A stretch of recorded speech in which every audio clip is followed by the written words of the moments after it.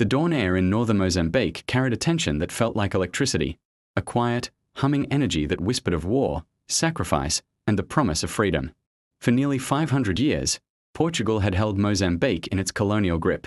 From the days of the slave trade to forced labor on plantations and road crews, life for Mozambicans was marked by hardship.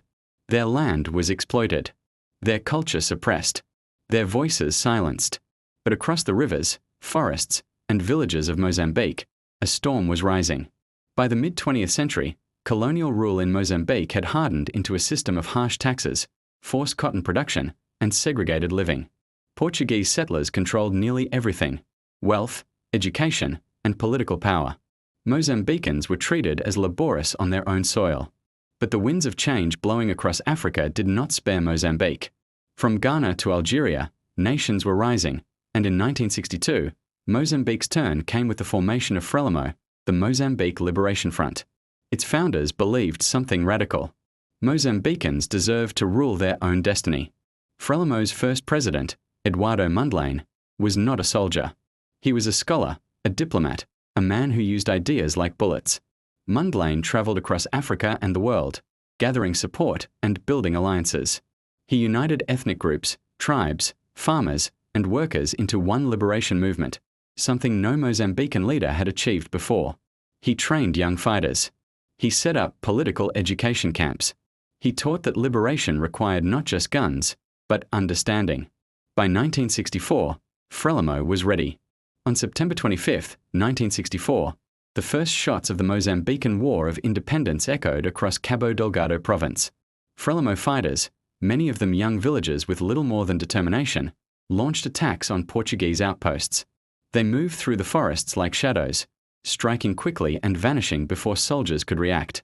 This was guerrilla resistance, a war of mobility, tactics, and deep knowledge of the land.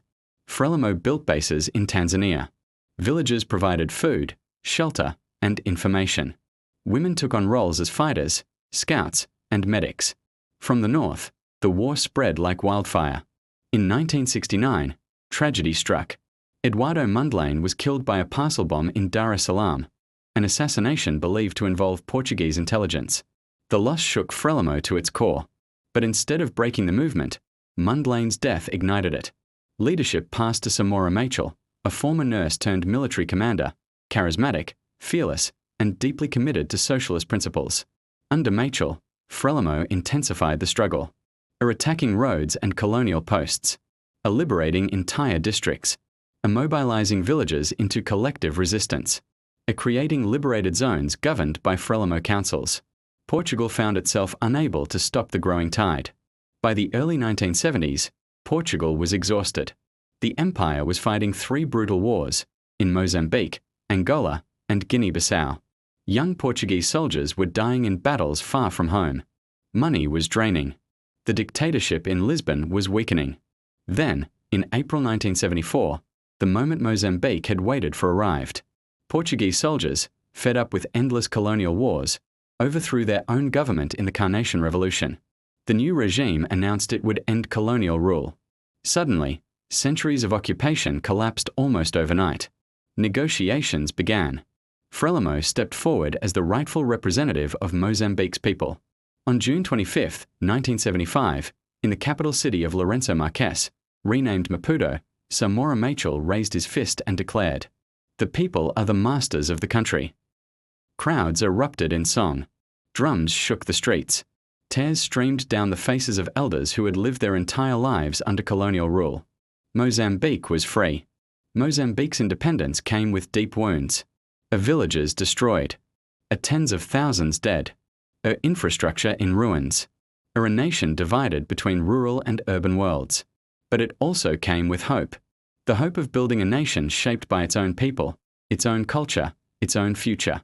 Samora Machel became the first president, vowing to rebuild the nation from ashes.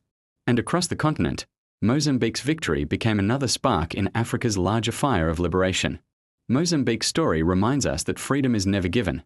It is earned through sacrifice, unity, and unwavering courage. If this inspired you, please like, share, and subscribe to keep these powerful African history stories alive.